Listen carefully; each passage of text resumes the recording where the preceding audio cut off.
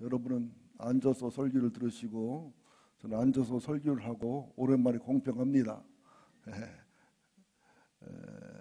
그 시리아의 그 미국, 영국, 프랑스 쪽에서 연합군이 정밀 타격을 했죠.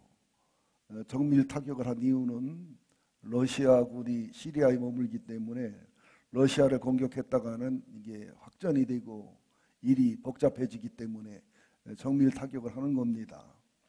시리아 군은 중동 지역에서는 이란이 적극적으로 협력하는 국가고요. 또 세계 강국으로는 러시아가 시리아 정부군을 편을 들고 있고요. 시리아 반군 같은 경우는 중동 지역에서는 이스라엘이 편을 들고 있고 강대국으로는 미국이 편을 들고 있기 때문에 이게 잘못되면은 국제적인 전쟁으로 확대가 될 수도 있기도 하고요. 또 요르단 시리아 난민촌에서 선교하시는 선교사님이 급하게 카톡을 보내왔는데 하나님이 음성을 들려주시고 환상을 보여주시기를 곧 시리아의 폭격 현상이 한반도에서도 이루어질 거라는 경고의 소리를 들려주시고 경고의 환상을 보여주신다. 하나님이 정하셨다는 거예요. 그러나 하나님은 변함없는 하나님이고 회전하는 그림자도 없는 하나님이지만 회개만 하면 돌이키기만 하면 주님의 마음의 분노 아픔을 풀어만 드리면 즉시 마음을 돌이키시는 하나님인 것을 기억하셔야 됩니다. 시리아의 다마스커스를 다녀왔거든요. 근데 지금 정부군과 반군에 의해서 다 부서지고 깨졌는데 거기다 또 폭격까지 하니 얼마나 비참하겠습니까? 뉴스를 통해 종종 보시잖아요. 정부군의 화학탄, 정부군의 폭격으로 인한 비참한 사람들의 죽음, 또 반군의 폭격으로 인한 죽음과 반군의 폭격으로 인한 정부군 군인들의 죽음들, 이런 비참한 현상들이 한국에서 이루어지면 시리아하고는 비교가 안 됩니다.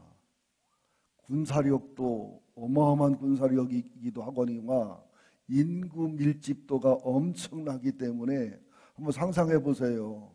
서울 지역에 미사일 몇 개가 떨어진다 한번 상상해 보시고 만에 하나 핵폭 하나 떨어진다고 볼 때는 수습 불가능할 상황이 될 수도 있습니다. 우리들의 기도가, 우리들의 회개가, 우리들의 눈물이 하나님의 마음을 녹이고 풀어줄 수 있다는 것이 성경적인 기록임을 기억하시기를 예수 이름으로 축원드립니다. 아수르의 수도 니느웨이를 하나님이 멸망시키려고 하셨지만 불순종했던 요나가 대강 전도에서도 임금부터 짐승까지 회개했을 때 하나님 마음은 돌이키셨습니다. 하나님은 돌이키기를 원하시는 하나님, 악인 한 명이라도 멸망하기를 원치 않는 하나님이십니다. 지금 모든 역사의 주관자는 하나님이십니다. 여기 지금 우리가 공부하고 있는 에스더서를 중심으로 보더라도 700년대부터 아수르에 의해서 이스라엘, 북왕 이스라엘이 멸망을 하지요. 그때 선지자는 이사야입니다. 눈물로 호소하고 가르쳐도 듣지를 않고 나중에는 듣기 싫어서 톱으로 켜 죽이기까지 합니다.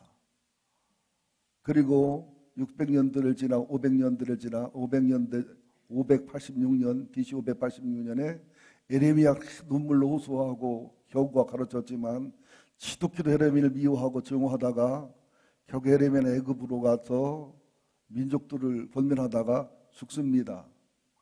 그래서 바벨론에 의해서 BC 586년 유다가 멸망을 합니다. 지난번 말씀드렸어요. 에레미야의 눈물을 우리 한국 기독교와 한국의 교회 지도자들과 성도가 흘린다면 에레미야의 애가의 눈물을 막을 수 있고 방지할 수 있다. 그러나 에레미야의 눈물과 회개가 없다면 에레미야의 눈물을 우리는 흘리게 될 것이다. 지금 남북한의 대화는 잘 될 거예요. 왜냐하면 남한 측에서 수용하고 엄청난 돈을 주고 또 수용하고 이게 회담의 법칙이 안 맞을 만큼 북한을 품어가니까 문제는 북미 간의 대화입니다. 대화가 잘 돼서 풀어지면 다행이거니와 이게 안 되면 바로 극단적인 행동이 나올 수 있는 확률이 상당히 높습니다. 그러면 고래 싸움에 새우 등 터진다고 우리가 어떠한 피해를 입을지를 모르는 이런 상황입니다. 그래서 에스라 당시의 세계 역사를 봐도 하나님을 안 믿는, 하나님과 관계없는 왕들의 역사, 자기들의 정치력, 자기들의 교만, 자기들의 계산을 따라 움직였지만 하나님이 그것을 다 선용하십니다. 아수르, 바벨론, 메데와 파사, 페르시아, 헬라, 로마까지도, 또 모든 왕들까지 사용하십니다. 그러나 하나님을 사랑하고 하나님의 향한 믿음과 사명의 정신을 가진 이사야, 에레미야, 에스겔, 다니엘, 에스라, 느헤미야, 또 스룹바벨, 이런 위대한 믿음의 사람들 통해서는 직접적으로 하나님의 일을 위해서 역사를 이루어 가십니다. 지금도 많은 강대국의 정치 역사들, 자기 이해 타산을 따라 움직이잖아요. 계산 따라 움직이잖아요. 지금도 많은 그리스도의 기도와 눈물들, 하나님을 사랑하는 사람들, 덜 사랑하는 사람들, 이 모든 걸 통해서 하나님은 자기 외의 섭리와 역사를 이루어 가시는 겁니다. 지금 우리가 해야 될 일은 스룹바벨을 통해 성전이 회복되고 예배가 회복된 것처럼, 에스라를 통해 말씀과 율법이 회복된 것처럼, 느헤미야를 통해서 성벽이 완성돼서 신앙의 성전인 예수님, 성전인 성도들의 신앙의 바운다리가 형성되는 것처럼 우리의 영적인 신앙의 바운다리 형성이 되는 이 사명을 이루어야 하나님의 진노와 분노를 막을 수 있다는 사실을 아셔야 됩니다. 그럼 뭐를 회개해야 될까요? 물어보시는데, 일단 설교를 수없이 들으셨으면 뭘 회개할지를 여러분 아셔야 정상이고요. 또 회개는 아무한테나 부어지는 은혜가 아닙니다. 우리가 부자 되기 원하는 것처럼, 병 낫기 원하는 것처럼, 아니면 어떤 문제 해결되기 원하는 것처럼 그 이상의 간절한 소원이 있어야 하나님의 성령님이 회개의 영을 부어주시지, 말 몇 마디 한다 회개의 영이 부어지는 게 아닙니다. 회개의 영이 부어지면 내가 얼마나 하나님을 아프게 했는지, 슬프게 했는지, 하나님 가슴에 얼마나 분노를 쌓아뒀는지, 내가 얼마나 많은 영혼의 피해를 줬고 고통을 줬는지, 아픔을 줬는지를 직면하면서 하나님의 거룩 앞에, 나의 추함과 더러움 앞에 피눈물이 흘려지는, 절망과 절망에 빠지는 철저한 좌절 속에서 다 주님을 바라보는, 그래서 내 죄를 바라보고 절망하고 주님을 바라보고 회개하고 회복되고, 다른 사람을 보고 실망하고 절망하고 주님을 바라보고 용서와 사랑의 힘을 얻고, 나를 보고 절망하고 실망하고 주님 바라보고 은혜와 사랑의 희망을 갖고, 이게 믿음의 법칙입니다. 상황과 환경을 보면 두렵고 공포가 있습니다. 그때 주님을 바라보면 상황을 넘는 하나님, 문제를 넘는 하나님, 좋게 하신 하나님을 반드시 보게 되어 있습니다. 이게 신앙의 법칙임을 기억하시기를 예수 이름으로 축원드리겠습니다. 자, 이제 오늘 첫 번째로 에스라 7장 1절부터 6절까지를 살펴보면, 또 10절, 11절, 12절까지 살펴보면 에스라에 대한 설명이 길게 기록이 되어 있습니다. 우선 7장 1절을 먼저 읽어봅니다. 시작. 이루에 바사왕 아닥사스다가 왕에 있을 때에 에스라하는 자가 있으니라. 그는 스라의 아들이요 아사라의 손자요 힐기야의 증손이요. 거기까지 봅니다. 이루에는 에스라 6장과 7장 사이인데, 이것을 1차 스룹바벨을 통한 바벨론 포로 기환하고 2차 에스라를 통한 바벨론 포로 기환하고 사이에 80년 차이가 나요. 6절, 7절에는 80년 차이가 납니다. 그러니까 이루에 이 단 하나가 80년이에요. 이 성경을 보실 때는 여러분들 엄청 연구를 하셔야 됩니다.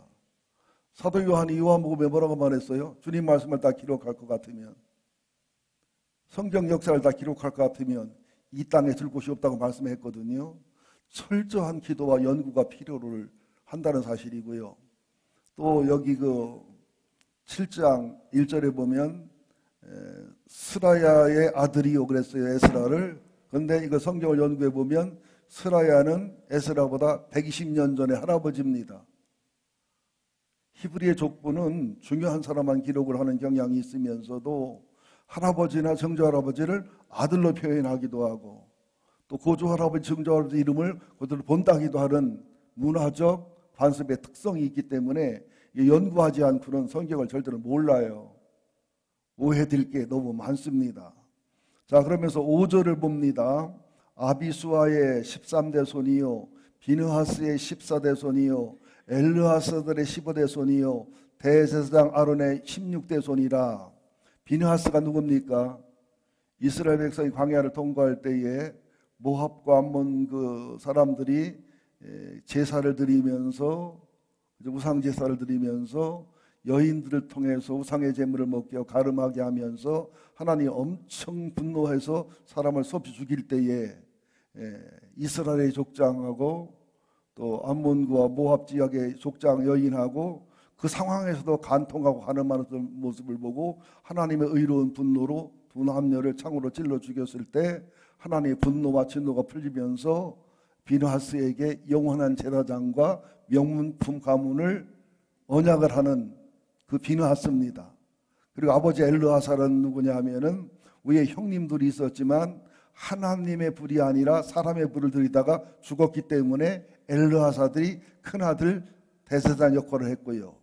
대제사장 아론은 모세 형님이면서 레위의 후손이면서 대제사장의 시초가 되는 그런 사람입니다. 신앙의 명문 집안, 믿음의 명문 집안에서 자란 사람이 에스라다 이런 뜻이에요. 이것은 족보가 좋다, 명품 집안 이런 것보다는 신앙은 믿음의 대를 이어갈 때, 건실한 명품의 대를 이어갈 때 보통 3, 4대 이어가면 가문의 영혼력이 체질 개선이 일어나고 4대, 5대를 이어가면 의리한 인물이 나옵니다. 그래서 비느하스 같은, 대제사장 아론 같은, 또 에스라 같은 위대한 인물이 여기서 나왔다, 이걸 보여주는 겁니다. 동시에 6절을 한번 보겠습니다. 시작. 이 에스라가 바벨론에서 올라왔으니 그는 이스라엘 하나님 여호와께서 주신 모세 율법에 익숙한 학자로서 그의 하나님 여호와의 도우심을 입음으로 왕에게 구하는 것은 다 받는 자였더라. 그죠? 하나님 말씀에 익숙할 뿐만 아니라 거기에 그 학자, 박사로서의 탁월함이 있을 뿐만 아니라 11절, 12절에 보면 아는 것을 준행하고 준행한 것을 가르치는 정말 바른 제사장이요, 바른 율법학자요, 바른 하나님의 지도자였다는 거예요. 예수님 당시의 제사장들하고 예수님 당시의 바리새인 서기관들하고는 종류가 다른, 질이 다른 그런 사람이었다는 사실이죠. 그러면서 하나님의 도우심이 있는 사람이었어요. 여러분, 요셉을 보세요. 종으로 팔려갔지만 하나님이 동행하니까, 하나님이 함께하니까, 하나님이 도우시니까 노예인데도 집안을 형통하게 하잖아요. 감옥에 가서도 감옥을 형통케 하잖아요. 문제는 환경이 문제가 아니고 삶의 어떤 어려움이 문제가 아니고 내가 하나님이 동행하는 사람이고 하나님이 함께하는 사람이고 하나님이 도우시는 사람이고 하나님의 형통함과 창대명이 함께하는 사람인 게가 중요하다는 사실을 아셔야 돼요. 에스라가 명문 집안이라고 해서 스펙이 좋다고 그래서 그런 게 아니에요. 먼저 이런 하나님의 도우심과 함께하심과 하나님과 관계와 교제가 승리했기 때문에 하나님의 도우심을 입고 왕에게 구하는 것을 다 받을 수 있는 느헤미야처럼 요셉처럼 왕의 절대 신뢰와 사랑을 받아가지고 에스라는 율법학자고 대제사장이었지만은 포로에서 기환할 때는 총독의 임명을 받습니다. 그래야 하나님의 온전히 이룰 수 있기 때문에 그리스도의 복을 받아도 여러분들 이렇게 영성이 바르면서 사명이 분명하면서 하나님과 동행하면서 교제와 관계가 분명하면서 하나님의 도우심과 창대형이 있으면서 공부를 많이 하고 부유한 기업가가 되고 위대한 정치인이 되는 것은 아름답고 복된 것입니다. 그런 의미의 축복과 그런 의미의 탁월함이 우리 가정과 가문과 교회에 임해야 될 줄로 믿습니다. 그러면서 7장 1절, 6절, 10절, 11절, 12절을 보면 에스라에 대한 기억이 간단하다 나옵니다. 7장 5절에는 대제사장 아론의 16대 손이다. 또 7장 6절에는 하나님 율법에 익숙한 학자면서 하나님의 도우심과 동행하심으로 형통과 창대함의 영이 있는 사람이다. 하나님의 은총을 입은 사람이다. 요셉처럼, 다니엘처럼, 에스라처럼, 그죠? 느헤미야처럼 은총을 입은 사람이다. 또 세 번째는 7장 10절에 보면 율법을 연구하는 사람이다. 상반절에, 중반절에 보면 율법을 준행하는 사람이다. 서기관들은 율법을 연구하고 알기는 잘하는데 준행하지 않기 때문에 교만했어요. 또 율법을 준행하면은 연구해서 하는 것과 또 다른 생명의 지식이 생깁니다. 연구하면 옛 지식이 생기고 준행하면 새 지식이 생겨요. 하나님 보낸 하나님의 천국의 제자들은 옛 지식과 새 지식이 병행하게 돼 있어요. 에스라의 탁월함과 의대함을 보여주는 겁니다. 또 하나님의 율례와 균례를 이스라엘에게 가르치기로 결심한 사명의 사람이다. 가르치면서 가장 많이 배우거든요. 또 율례학자로서 계명과 말씀과 율례 교육하는 데 탁월한 사람이고 제사장이었다. 11절, 12절에 기록이 되어 있고요. 이어서 에스라는 사명으로 호강하고 편안할 수도 있어요. 바벨론에서 왕의 자문 역할을 하고 있지요. 거의 귀족의 자리에 올라가 있지요. 그럼에도 불구하고 스룹바벨이 성전을 재건하고 예배를 회복하려고 80년 전에 포로로 기환한 것처럼 에스라는 말씀을 회복하고 율법을 회복하고 신앙의 개혁의 사명을 가지고 예루살렘으로 온 사람입니다. 이어서 느헤미야는 성벽으로 완성해서 성전을 보호하고 또 말씀을 보호하고 우리 신앙의 바운다리를 이루기 위한 사명자들로 온 거예요. 여러분 보세요. 이사야는 북한국이 아수르에게 망하기 전에 경고하고 경계하고 책망한 사명이 있었고요. 에레미야는 유다가 망하기 전에 경고하고 책망하고 경고한 사명이 있는 사람이었고요. 에스겔과 다니엘은 유대인이 바벨론 포로에 있을 때 회개하고 돌이키고 바른 삶을 살고 앞으로 이루어질 역사 속에 하나님의 섭리와 앞으로 이루어질 유대인의 역사를 예언하고 가르친 사람이고, 모르드게와 에스더는 하만의 역사를 이긴 사람이고, 그죠? 스룹바벨은 성전을 재건하고 에스라는 말씀을 회복하고 느헤미야는 성벽을 완성하고, 그 사이에 성전을 짓는 일에 머뭇거리고 16년 멈춰 있을 때 학개 선지자, 스게 선지자는 책망하고 권면해서 성전을 짓게 하고, 또 말라기서는 그 당시에 느헤미야 시대에 제사장과 레위인들에게 11조를 주지 않기 때문에 이들이 도망가서 생업을 찾아갔기 때문에 12조를 강조한 마지막 선지자였고, 느부갓네살은 바벨론 포로로 잡아간 사람이었고, 고레스는 바벨론 포로에 잡혀간 사람들을 페르시아 왕 초대로서 이제 본국에 돌아가게 했고, 다리오 왕은 성전 짓는데 도움도 줬다가 대적들의 방해를 통해 못 짓게 했다가 다시 고레스 왕의 칙령을 발견해서 짓게 한 사람이고, 아헤수레는 에스더와 결혼하면서 그런 데를 역할을 한 사람이고, 아닥사스다는 에스라가 돌아오는 일에, 아닥사스다는 느헤미야가 포로 기환한 일에 적극적 도움을 준 사람이고, 전부 하나님의 일에 쓰인 사람이에요. 신앙이 없는 사람들은 간접으로 쓰였고, 신앙 있는 사람은 직접으로 쓰였다는 사실을 기억하셔야 됩니다.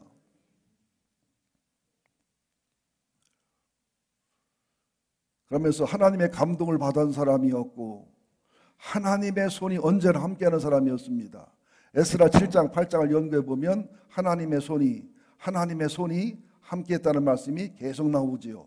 또 나중에 에스라보다 14년 늦게 귀국한 느헤미야와 함께 동역을 해가지고 성벽을 완성하면서 신앙과 말씀을 개혁해서 완전한 회개와 완전한 변혁을 이룬 사람들이 또 에스라와 느헤미야입니다. 여기를 보면서 그 몇 년도는 기억 못하고 사람 이름은 기억하지 못해도 나도 뭔가 사명이 있다는 사명의식을 가지셔야 됩니다. 사명의식이 없다면 지금 우리는 회개의 영을 부어달라고 기도하셔야 돼요. 최소한도 예배 회복, 최소한도 기도의 회복, 최소한도 신앙의 본질의 회복, 최소한도 주님의 기쁨의 회복. 그래서 이 나라 이 민족에게 전쟁이 임하지 말고 주님의 은혜와 섭리 속에 평화 통일이 돼서 선교 국가로 쓰여지는 일을 소원하는 기도와 간구가 있어야 될 줄로 믿습니다. 지금은 막 교회가 막 숫자로 부흥하고 건물 잘 짓고 헌금 많이 나오고 어떤 프로그램 많이 하고 사업 많이 하고 이런 쪽에 마음을 쓰면 안 돼요. 지금은 전쟁 직전인데 하나님의 징계와 분노 직전인데 어떤 상황이 될지 모르는데 무조건 회개해야 될 때입니다. 무조건 주님의 분노를 풀어드려야 될 때입니다.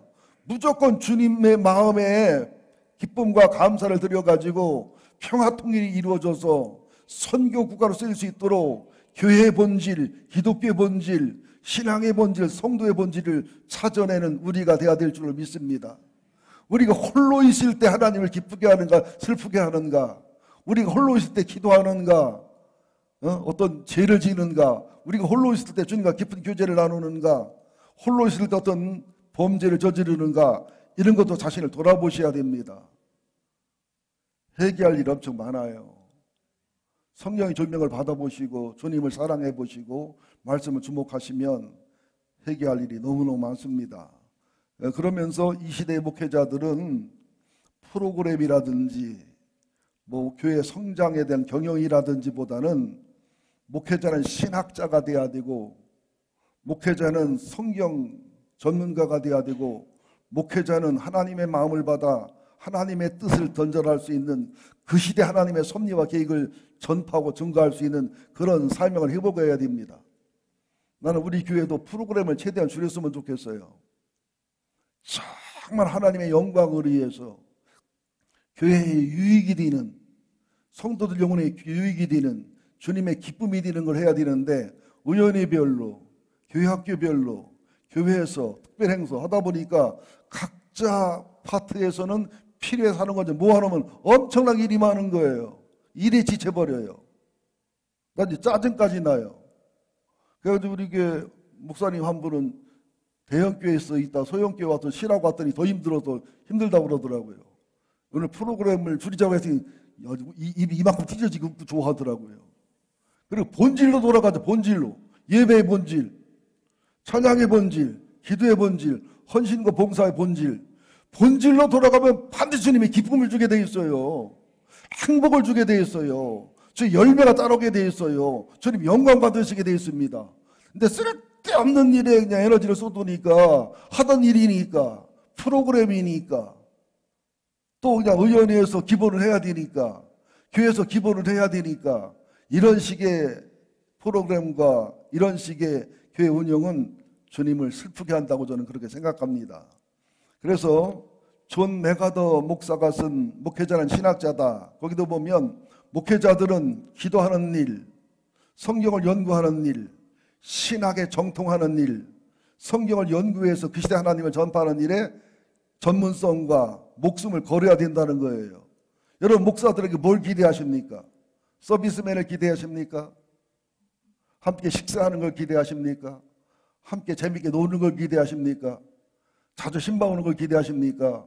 그것도 필요하지만 우선적으로 목회자는 말씀에 목숨 걸어야 돼요. 하나님의 마음을 아는 일에, 그 시대 하나님의 섭리, 계획에 그 깨달음에 목숨을 걸어야 됩니다. 보세요. 에레미야 시대도 에레미야가 말씀하잖아요. 바벨론 포로로 잡혀가라. 안 듣잖아요. 또 포로가 끝나갈 때쯤에는 돌아와라. 또 안 돌아오잖아요. 가라고 할 때는 기득권이 예루살렘에 있으니까 가기 싫고, 오라고 할 때는 바벨론의 기득권에서 돌아가기 싫고, 그죠? 이런 모습을 우리가 볼 수가 있다는 거죠. 지금은 주님의 뜻이 뭐냐? 회개하는 겁니다. 뭘 회개해야 되나? 답답해 죽겠어. 뭘 회개해야 되나보다 회개해야 돼요.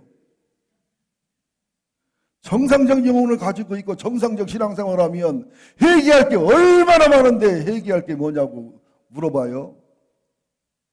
주일 성수 못한 거 회개할 일 아니에요. 누구 미워하고 시기하고 회개할 일 아니에요. 11조도 봉급만 간신히 하고 집 팔고 땅 팔아서 큰 11조는 안 하는 것도 회개할 일 아니에요. 예를 들어 말하면. 11조 한다고 하고서는 101조 하고서 11조 했네 하는 것도 회개할 일 아니에요. 예를 들어서 돈 얘기 나오면 머리가 도나보더라고. 얼마나 회개할 일이 많습니까, 여러분들.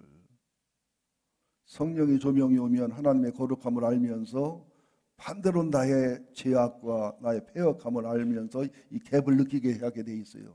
거기 회개와 치유가 이루어지면서 이 갭이 크면 클수록 은혜고 사랑이고 감동이고 감격이기 때문에 신앙생활 쉽고 행복하고 재밌습니다.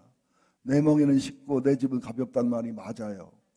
근데 한국 교회가 보통 근데 이 말하면 자꾸 오해하는 분이 있어요.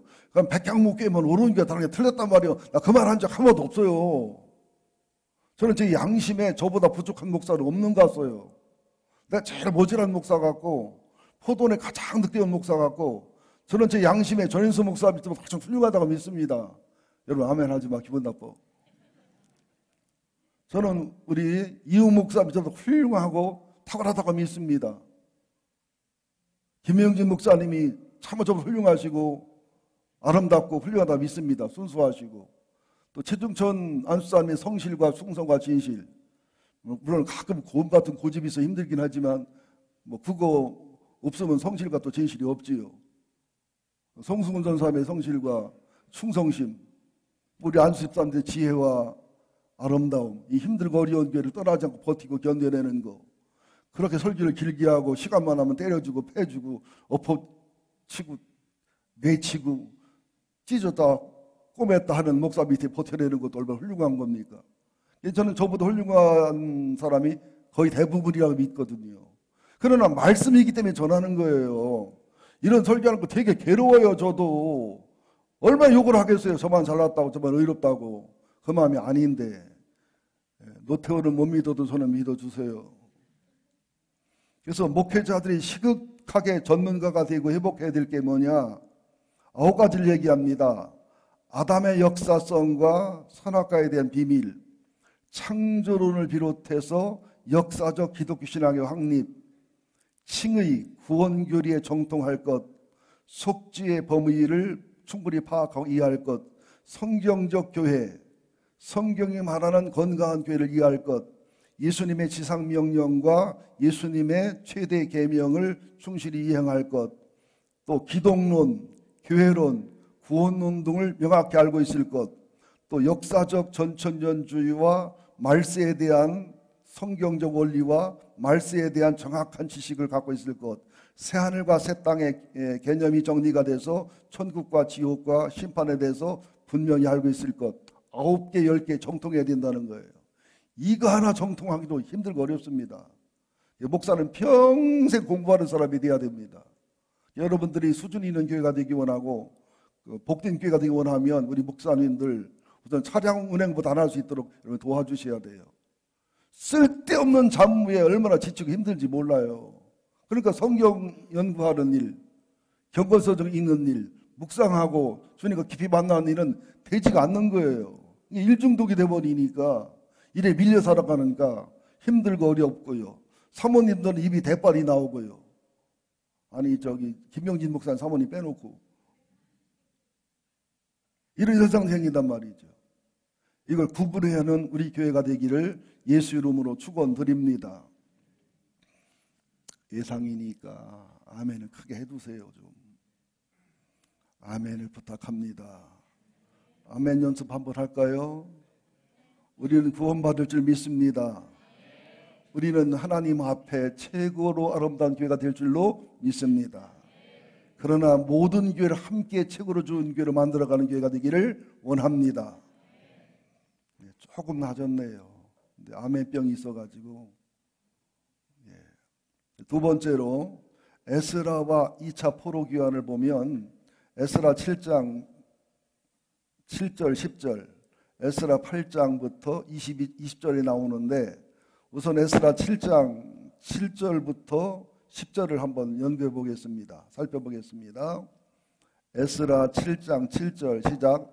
아닥사스다 왕 제7년에 이스라엘 자손과 제사장들과 레위 사람들과 노래하는 자들과 문지기들과 르비딘 사람 중에 몇 사람이 예루살렘에 올라왔을 때에 이 에스라가 올라왔으니 왕의 제7년 다섯째 달이라 첫째 달 초하루에 바벨론에서 길을 떠났고 하나님의 선한 손에 도우심을 입어 다섯째 달 초하루에 예루살렘에 이르니라. 그러니까 이게 그 바벨론 페르시아에서 예루살렘 유다까지 1500km예요. 직선은 900km인데 직선 오는 거 불가능하죠. 산 넘고 물 건너 와야 되니까. 또 그때는 어른들만 1700에서 2000명이었기 때문에 아이들을 포함하면 최소 5000명, 말하자면 10,000명입니다. 그래서 부득불 시리아 북부 쪽으로 돌아왔기 때문에 4달이 걸렸고 또 1500km를 걸어온 거예요. 그러면서 그들이 아닥사스다 왕이 준 은과 금과 성전 기물을 가져왔기 때문에 산적과 도둑들에 대한 위험이 엄청났습니다. 그런 것을 감수하고서 예루살렘에 돌아온 대단한 사람들입니다. 그러니까 1차 포로에 돌아온 사람이 대략 5만 명인데 그들은 대대로 명품 가문이 됩니다. 명문 신앙의 집안이 됩니다. 또 2차 포로에 돌아온 사람도 마찬가지예요. 그래서 3차 포로가 돌아온 사람이 5%, 많이 잡으면 10%도 안 돌아옵니다. 하나님은 그 5%, 10%를 통해서 하나님 역사를 이루시고 섭리를 이루어 간다는 거지요. 그런데 2차 포로를 연구해 보면 1차 포로는 5만 명인데 2차 포로는 남자가 2,000명이 안 되고 애들 어린이 포함해야 4, 5천 명, 아주 많이 잡아야 10,000명, 5분의 1, 10분의 1도 안 들어와요. 왜 그랬겠어요? 80년 전에 먼저 귀국한 제사장과 레위인과 백성들이 엄청 잘 되고, 그죠? 엄청 편안하고 행복하면 너도 나도 돌아왔을 거예요. 가만히 들려오는 소식을 보니까 선전 짓다가 16년 동안 멈췄다고 그러지요. 그리고 무진장이 고생하고 힘들고 어렵지요. 그러니까 80년이 지나서 1차 포로도 기득권이 형성돼 돌아오는데 70년이 지나서지요. 그다음에 80년이 지나서 150년이 지났으니까 이미 바벨론의 자리 다 잡았잖아요. 유다를 알지도 못해요. 예루살렘 알지도 못해요. 바벨론이 내 나라고 유다가 오히려 애국이어요. 안 돌아오는 거예요. 그때 돌아온 사람들은 대단한 믿음의 사람, 신앙의 사람, 헌신의 사람이었고요. 특별히 레위인들은 한 사람도 안 돌아와요. 여기 그 에스라 8장 15절에 보면 무리를 모아서 쭉 계수하는데 레위 자손은 한 사람도 없는지라. 왜 그랬을까요? 1차 포로 때도 제사장 숫자에 비해서 레위인 숫자가 적어요. 왜요? 제사장들은 목회자나 담임 목사를 얘기하거든요. 근데 레위들은 전도사나 분목회자를 얘기하니까 그래도 담임 목사나 목사들은 생활도 되고 대접도 받지만 우리는 담임 목사 수중이나 들어야 되고 부목사 역할을 해야 되니까 있는 게 낫다는 계산을 하고서 안 돌아가는 거예요. 그래서 에스라가 지혜로운 사람들을 몇 명 뽑아가지고 그 르비딘 사람들, 교회 허드렛 일을 하는 사람들이죠. 그 사람들하고 레위인들을 설득하러 가서 레위인 한 38명, 한 40명, 또 르비딘 사람 220명을 다시 데리고 설득해서 이제 2차 포로에 귀환하는 모습을 쫙 볼 수가 있습니다. 그러니까 아닥사스다 왕 7년에 제사장 겸 학사 겸 또 왕이 총독까지 임명한 에스라, 또 제사장, 레위 사람, 노래하는 사람들, 문지기들, 르비딘 사람들, 일반 백성들이 4개월에 걸쳐 1400km, 1500km를 걸어서 돌아오는데 여기 굉장히 중요한 게 있습니다. 이때마다 하나님의 선한 손이 도왔다는 말씀이 여러 군데 있어요. 여러분, 에스라가 스펙이 좋아서 학문이 높아서 일한 게 아니에요. 하나님 함께 했기 때문에, 하나님이 도우셨기 때문에, 하나님의 선한 손이 함께 했기 때문에 가능한 겁니다. 자, 에스라 7장 6절을 보시겠습니다. 에스라 7장 6절 시작. 이 에스라가 바벨론에서 올라왔으니 그는 이스라엘 하나님 여호와께서 주신 모세 율법에 익숙한 학자로서 그의 하나님 여호와의 도우심을 입음으로 왕에게 구하는 것은 다 받는 자이더라. 그죠? 하나님이 함께하는 사람, 하나님이 도우셔서 왕에게도 사랑받는 사람, 형통과 창대함의 영이 있는 사람이에요. 여러분들 부자 되게 해달라고 기도하지 마시고, 잘 되게 해달라고 기도하지 마시고, 하나님과 관계와 교제를 잘 맺으셔서 주님이 내 안에, 내가 주님 안에 가는 연합 의지의 신앙을 찾으셔서 주님이 함께하고 주님이 도우시고 주님이 형통의 영을 부어주시고 창대의 영을 부어주시고 그런 사람이 먼저 되기를 구하는 게 옳습니다. 요셉이 그랬잖아요. 그죠? 노예로 갔지만 형통과 창대의 영이 있으니까 노예로지만 대접받잖아요. 감옥에서 대접받잖아요. 나라를 맡기잖아요. 다니엘도 마찬가지 아닙니까? 이삭도 마찬가지 아닙니까? 하나님은 우리가 형통하기를 원해요. 창대하기 원해요. 형통과 창대의 원어를 보면 하나님과 관계와 교제가 바르게 돼서 하나님의 창조와 순리의 영이 듬뿍 임해가지고 하나님이 함께하고 하나님이 도우시고 하나님이 열어주시는 것을 형통과 창대라고 그래요. 형통은 하나님과 살아가 열려짐을 말하고 창대는 뭐냐? 그의 믿음의 그릇, 신앙의 그릇대로 채워주심을 얘기합니다. 그냥 밑도 끝도 없이 부자 됐으면 좋겠다. 밑도 끝도 없이 병 났으면 좋겠다. 밑도 끝도 없이 그냥 잘 됐으면 좋겠다. 그래서 되는 게 아니라는 거죠. 신앙의 핵심과 신앙의 본질을 찾으시는 지혜로운 여러분 되기를 예수 이름으로 축원드립니다. 또 에스라 7장 9절을 보시겠습니다. 정말 연구하는 마음으로 가슴 깊이 보세요. 7장 9절. 첫째 달 초하루에 바벨론에서 길을 떠났고 하나님의 선한 손에 도우심을 입어 다섯째 달 초하루에 예루살렘에 이르니라. 5,000명 만명의 사람들 데리고 1,400, 1,500km를 산적과 도적이 있는데 험한 길을, 그죠? 금과 은과 보석을 가지고 하나님의 선한 손에 도움이 아니면 불가능한 일이었다는 사실을 고백하는 겁니다. 에스라 7장 28절을 봅니다. 에스라 7장 28절 시작. 또 나로 왕과 그의 보좌관들 앞과 왕의 권세 있는 모든 방백 앞에서 은혜를 얻게 하셨고 내 하나님 여호와의 손이 내 의에 있으므로 내가 힘으로도 이스라엘 중에 우두머리를 모아 나와 함께 올라오게 하였노라. 여태 하나님의 손이 함께 하잖아요. 또 에스라 8장 18절을 보겠습니다. 18하고 6 하는 거 아니에요. 에스라 8장 18절 시작. 우리 하나님의 선한 손에 도우심을 입고 그들 이스라엘의 손자 레위 아들 말리의 자손 중에서 한 명철한 사람을 데리고 오고 또 세랴바와 그의 아들과 형제 18명과 또 에스라 8장 31절을 봅니다. 31절 시작. 첫째 달 12일에 우리가 아하와 강을 떠나 예루살렘으로 갈새 우리 하나님의 손이 우리를 도우사 대적과 길에서 매복한 자의 손에서 우리를 건지신지라. 여러분들 하나님이 함께하는 사람, 하나님이 도우시는 사람, 형통과 창대명이 있는 사람, 왕과 주변 사람의 사랑과 인정과 신뢰를 받는 사람. 느헤미야 같은 경우는 엄청난 신뢰를 받았습니다. 요셉 같은 경우도 엄청 신뢰를 받았습니다. 에스라 같은 경우도 왕의 고문이었고요, 자문관이었습니다. 그랬으니까 에스라가 돌아갈 때 이 아닥사스왕의 조서를 보면 왕궁에 있는 돈 마음대로 쓰라고 그래요.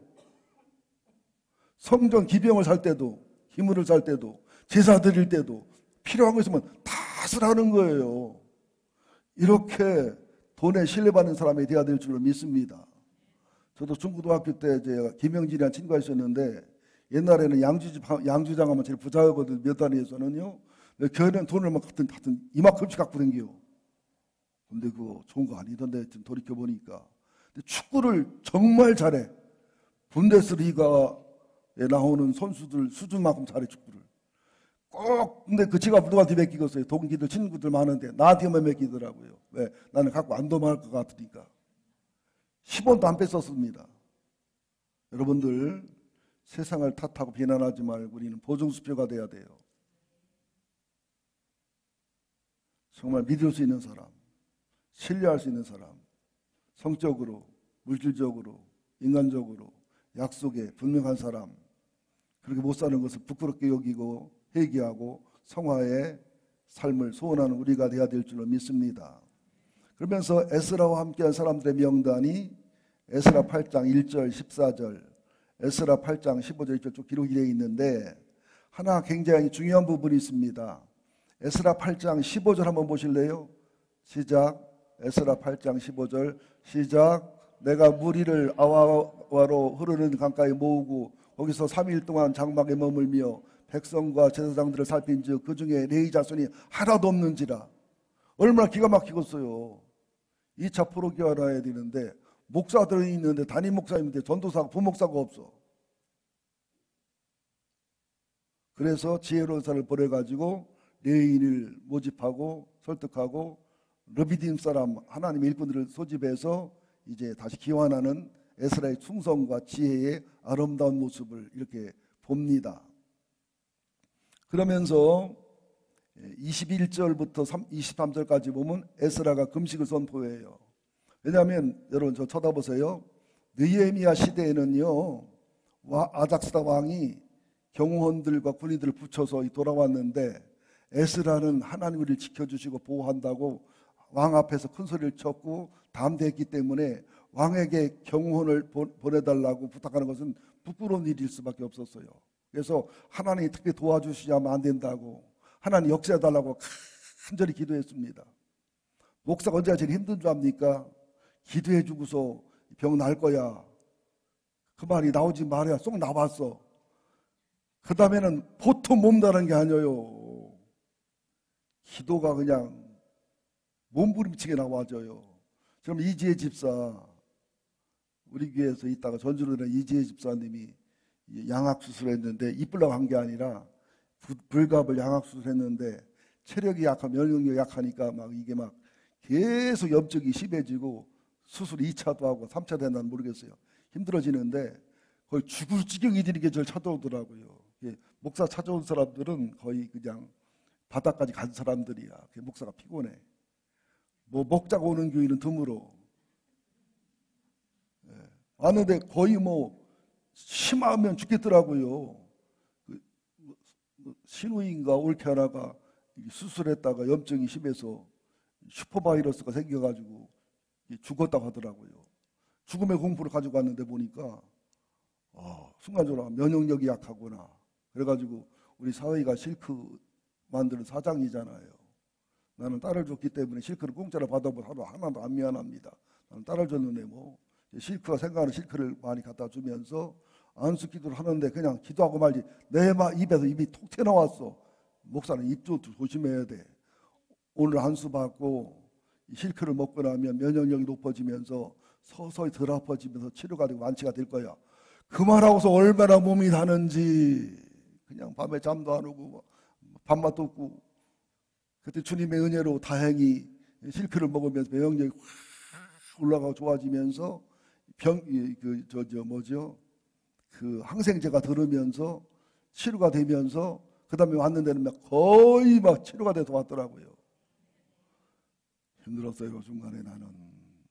그래서 교회에다가 열심히 감사금하고 또 우리한테도 열심히 선물 사갖고 오고 그런 일이 있었습니다. 여러분 사람이 목사도 맹세하고 언약하고 기도에 확신하면 목숨 걸고 기도가 나오는데 하나님의 언약은 하나님을 버리면서도 지킵니다. 아들을 버리면서 지킵니다. 항상 주님의 언약을 붙잡으셔야 돼요. 애들한테 꼼짝 못하는 게 뭐예요? 엄마 약속했잖아. 아빠 약속했잖아. 성경의 전문가가 돼서 신약 구약이요. 성경에 하나님 도와준다고 했잖아요. 11점은 복 준다고 했잖아요. 시험해 보라고 했잖아요. 막 따지면 하나님도 꼼짝 못합니다. 여러분 하나님이 강해 보고 세 보이지요? 안 그래요. 자기가 약속한 것 갖고 달려들으면 꼼짝 못해. 모세 기도에 쩔쩔매는 거 봐요. 하나님이 화가 나서 진노하려니까 애굽에서 왜 꺼내셨냐고. 가나안까지 못 들어가면 당신 능력과 힘이 없어서 그런다고 할 거 아니겠냐고. 당신 체면이 뭐가 되겠냐고 하면서 막 대들으니까 그래 알았다고 치잖아요 모세한테. 그죠? 그러면서 속상하니까 내가 올려는 보내는데 나는 안 갈 거라고. 모세 그럼 나도 안 갈 거라고. 그래요 그럼 나도 갈 거라고. 여러분 하나님 마음이 약해요.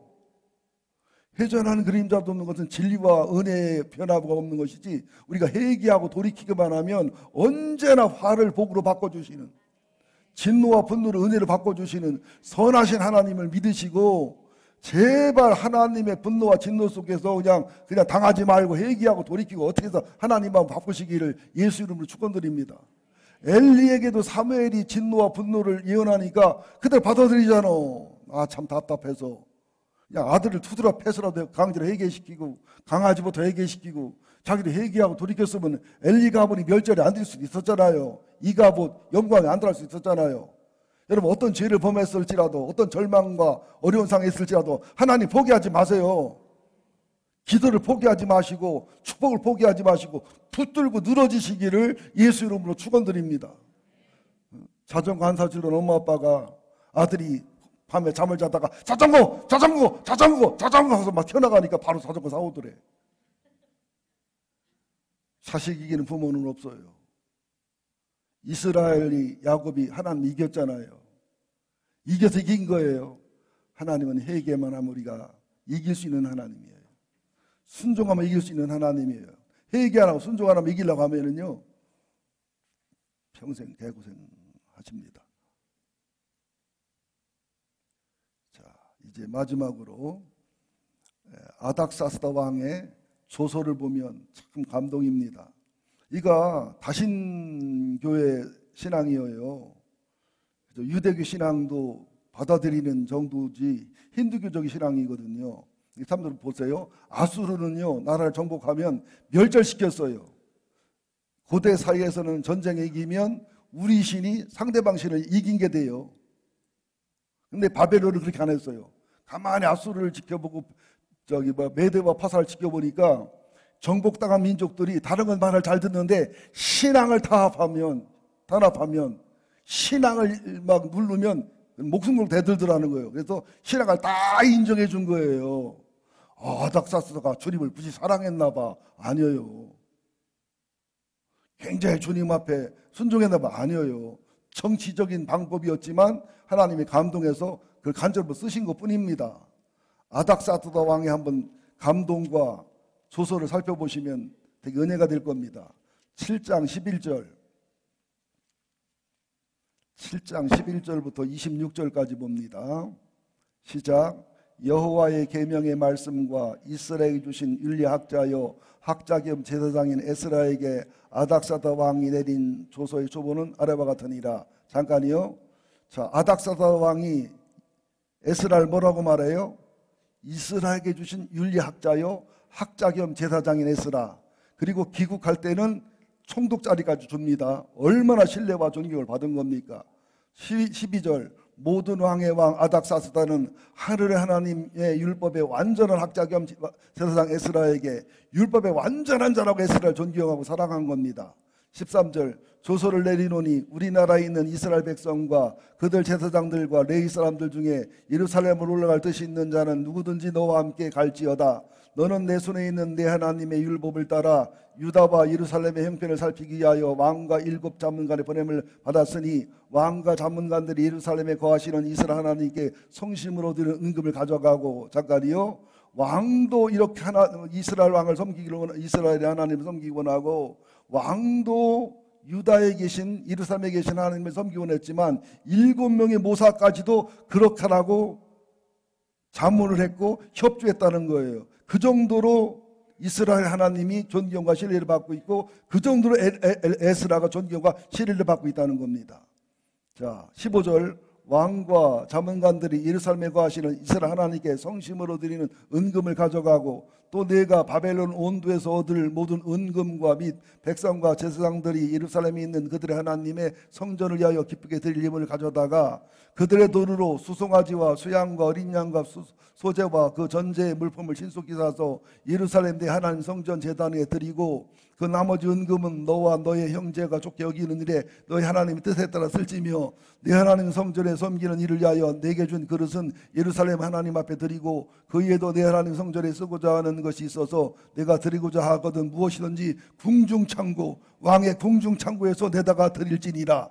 나곧 아닥사스다 왕이 유브라데 강 건너편 모든 창구지기에게 조서를 내리 이르기를 하늘의 하나님의 율법학자 겸 제사장 에스라가 물은 너희에게 구하는 것을 신속히 실행하되 은은 100달란트까지 밀은 100고루까지 포도주는 100맛까지, 기름도 100맛까지 하고 소금은 정량이 없이 하라.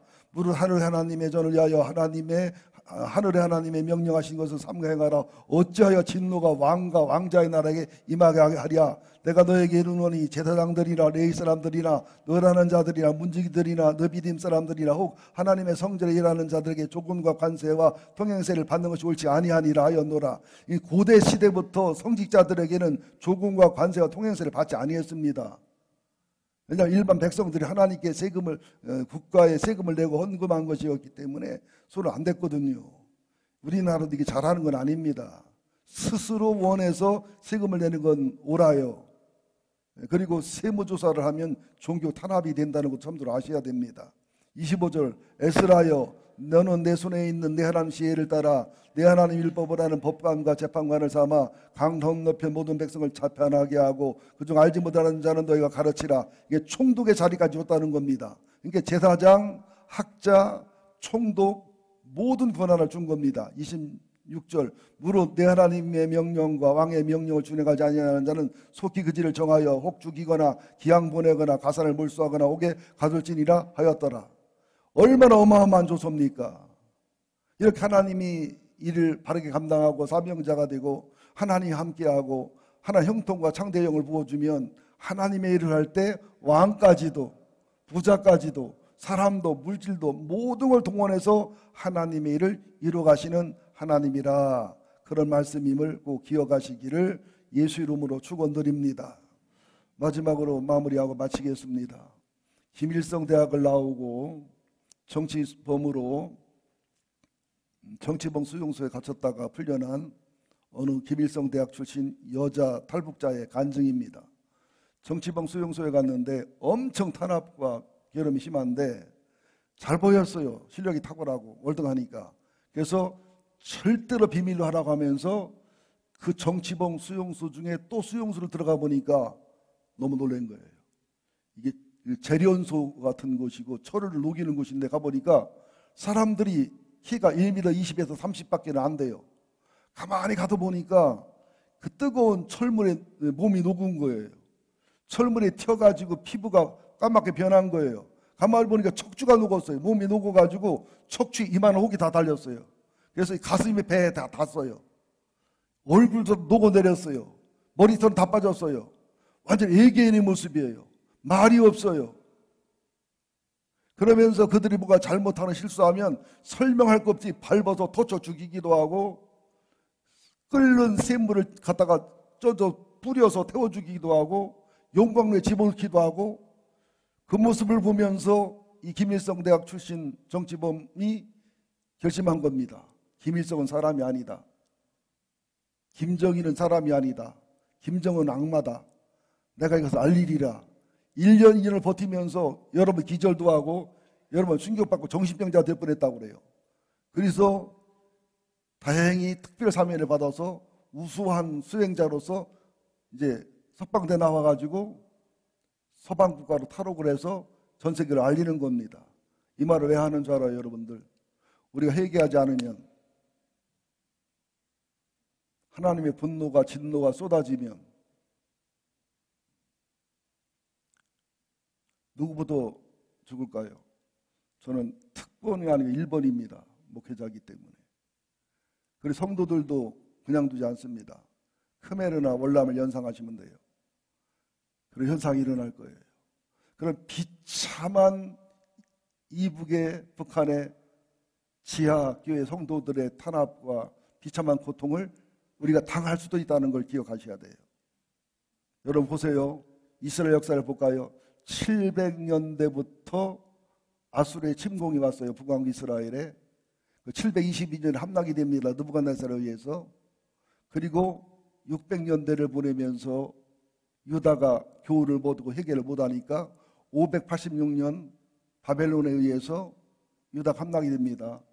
그때 이사야가 눈물 흘리면서 북왕국을 책망하고 경고했지만 듣기 싫으니까 톱으로 켜서 죽였어요. 에레미야가 눈물로 경고해도 듣지 않아요. 듣지 않아요. 바벨론을 대적하고 싸웁니다. 시드기야 왕은 아들들 다 죽고 자기 눈을 뽑혀버립니다. 안 나갈 수도 있는 일이었어요.